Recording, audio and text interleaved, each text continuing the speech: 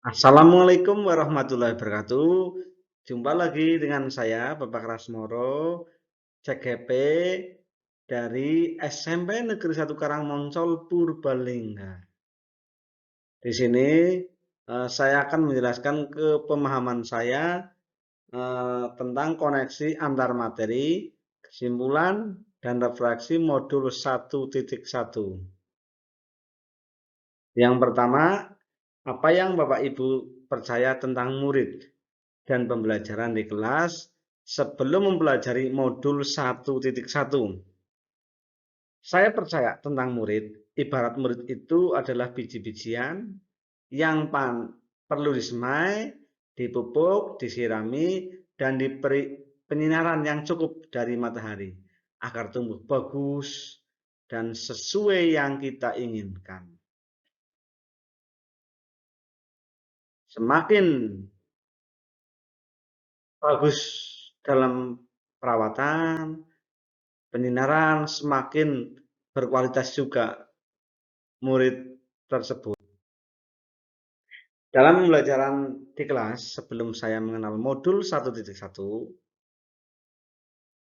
yang pertama, murid merupakan objek sasaran pembelajaran yang memiliki peran menerima transfer materi dan wawasan dari guru yang dilakukan dalam rangka penguasaan materi untuk bekal dalam hidup bermasyarakat. Saya seringkali melaksanakan pembelajaran yang terpusat pada guru, sehingga peserta didik hanya menerima informasi dari apa yang saya sampaikan.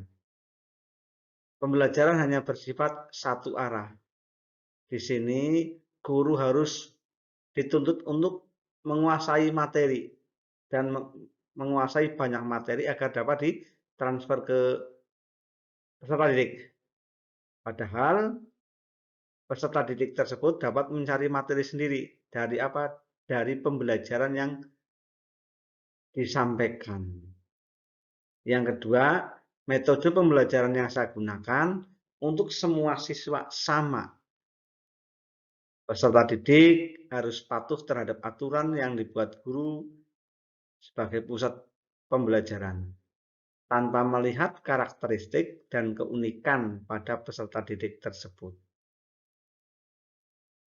Kemudian, peserta didik kurang termotivasi dan kurang aktif dalam pembelajaran.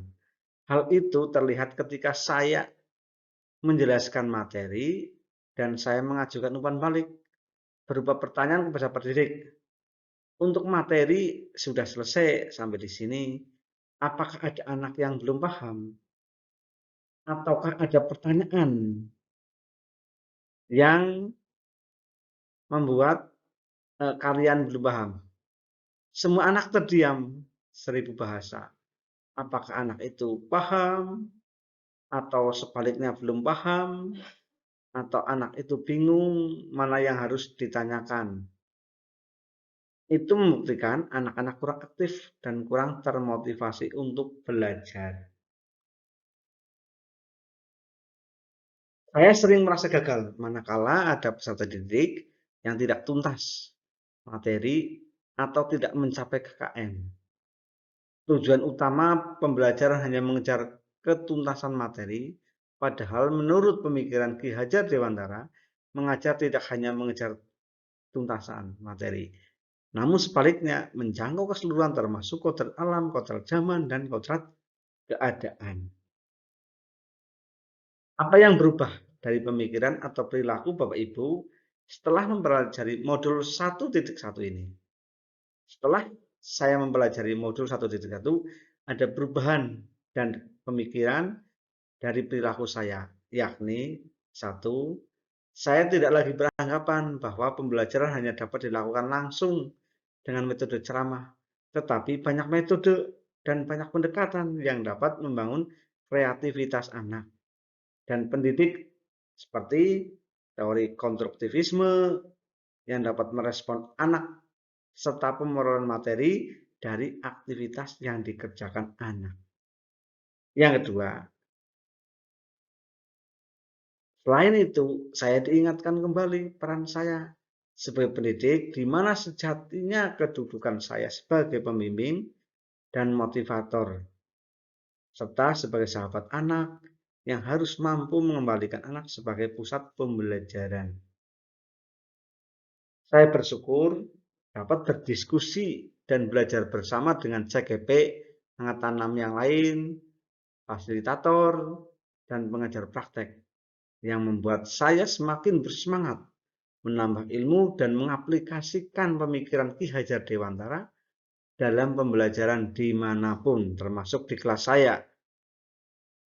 Yang keempat, saya sebagai guru, orang tua, dan masyarakat menyadari bahwa sebagai pembelajar, untuk itu, sebagai pembelajaran guru, siswa, masyarakat adalah tim pembelajaran yang hebat jika mengikuti filosofi pemikiran Ki Hajar Dewantara, yakni Ingarso Sang Tulodo sebagai contoh, kemudian Ing Madya Mangunkarso, bagaimana dapat mendorong atau memotivasi atau membangkitkan, kemudian Tutwuri Handayani mendorong dari belakang supaya anak itu lebih kreativitas dan lebih pintar, serta mendapat kebahagiaan setinggi-tingginya sebagai manusia dan bagian dari masyarakat. Apa yang segera Bapak Ibu terapkan lebih baik agar suasana kelas mencerminkan pemikiran Ki Hajar Dewantara?